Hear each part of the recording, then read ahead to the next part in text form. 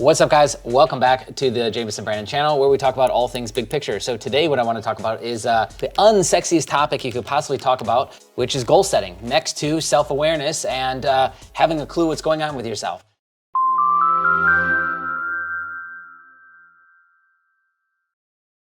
So apparently there's this new thing called monk mode. I'm just learning about this today. I attempted to watch this video here. I just couldn't. I lasted like 3 minutes. So it's just weird to me how, as humans, we're constantly coming up with like new words and new descriptors for like the same thing. Isn't that part of the problem? That you're so bored with calling it goal setting, you're so bored with calling it a challenge, you're so bored with calling it a commitment, you're so bored with calling it a habit that we have to like come up with this new innovative way to like describe the same but in a different way. And then that way I can like on social media and stuff be like, bro, I'm going monk mode for 60 days, for 90 days. I just don't get it, dude. Call it whatever the you want, but just get the work done. That's what we should be cultivating, is the mechanisms to actually get the work done, to start and finish something, Isn't that what we're looking for?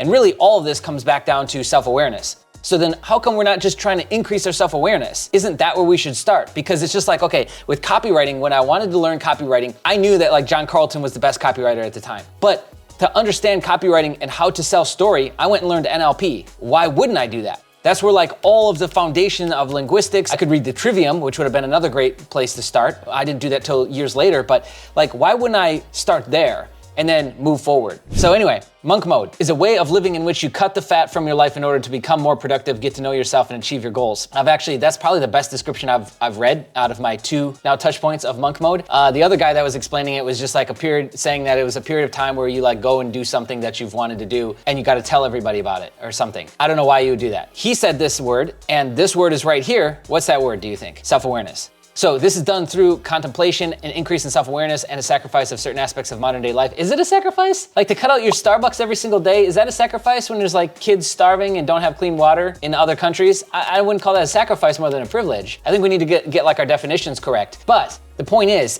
that with these things is like, if you want to make change, the first thing you need to do is what? You need to determine that there's things that there's habits, there's patterns, there's loops that are running that you don't like. It's like, okay, if we just keep getting to the same outcome, I keep having the same outcome with dating women, I keep having the same outcome with my business ventures, I keep having the same outcome with personal relationships. Maybe I'm the problem. Maybe I need to reassess something. So not reassessing like I'm the problem and I'm the issue in this relationship or in this situation, but maybe like you're attracting the wrong people that you don't want. Maybe you need to look at how you're attracting people, other aspects of yourself to then get clarity and then put out a different smell, I guess, a different attraction to bring different people in that fit more in alignment with who you are. That's a very obvious way to get more self-awareness, is just by seeing like very night and day differences. And like, I didn't want this, how did I attract this, right?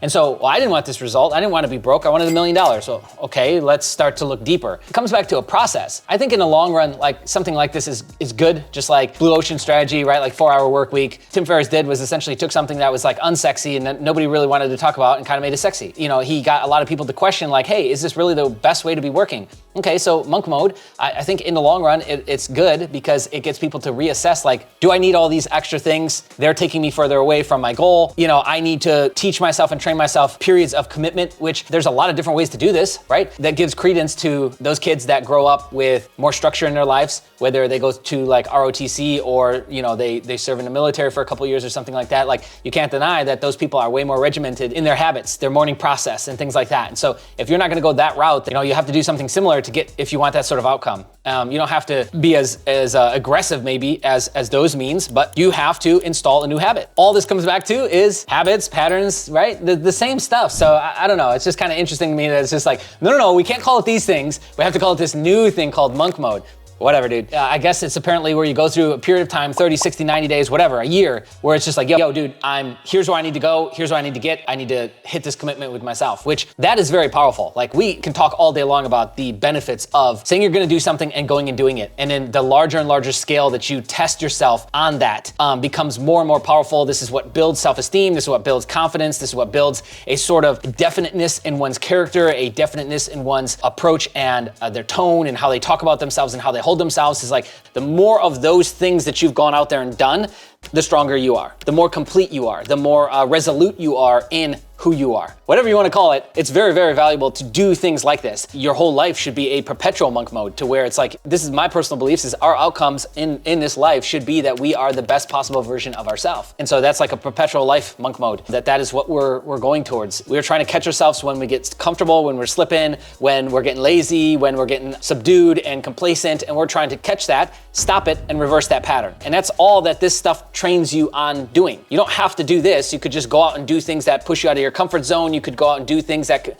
push your body physically, so that mentally you can get more tuned in. You can do things like that. Like, it doesn't have to be this big crazy thing. It could just be something that you're consistently doing. For example, if you're consistently doing physical fitness, especially running, there's a point in time where you kind of shake out of the body and you're just all in the mind. So this is a great time to get self-awareness, situational awareness, and to grow, to change, to really assess like your current happiness level. An individual that can assess their own inner happiness and inner turmoil levels consistently leads to a much happier person, but happier marriages. Obviously, marriages that have, gone on for, 10, 20, 40 years, it's like two people grow apart. Okay, well, how did that happen? Oh, we were just young. Oh, we were this, oh, we were that. I don't think so. I think it's much deeper than that, and we'll save that for another conversation. But it's like, if you were taking better tabs on how you're feeling day in and day out, then one, you could have avoided this whole thing, because if it's a disaster now, it's probably a disaster in the beginning to some degree. You're ignoring your feelings. You're ignoring how you felt. You're ignoring these big red flags about this person. My point is that, yes, obviously this stuff is extremely valuable, whether you want to call it 75 hard, which I think somebody else does that. I can't remember the guy's name. You want to call it a challenge, like funnels are really, really popular right now. I think Russell Brunson just did something on it, so you bet your bottom dollar that like every single digital marketer all over the internet is going to be doing challenge funnels now. But yeah, the whole concept of like, okay, for this next 30 days, I'm going to dedicate myself to this thing. I've heard this discussed before. I'm pretty sure this is talked about in Atomic Habits. Haven't read that book, but it's probably talked about in a lot of other books, where we start to actually take this concept of like a sprint, which is like a development term, and we break down like, okay, we've got this period of time where we want to get XYZ functionality developed, and you treat it, with swim lanes, like a Kanban board, whatever you want to call it, and we've got like this 30, 60, 90-day sprint or window where we're trying to get from here to here. So we do that in development.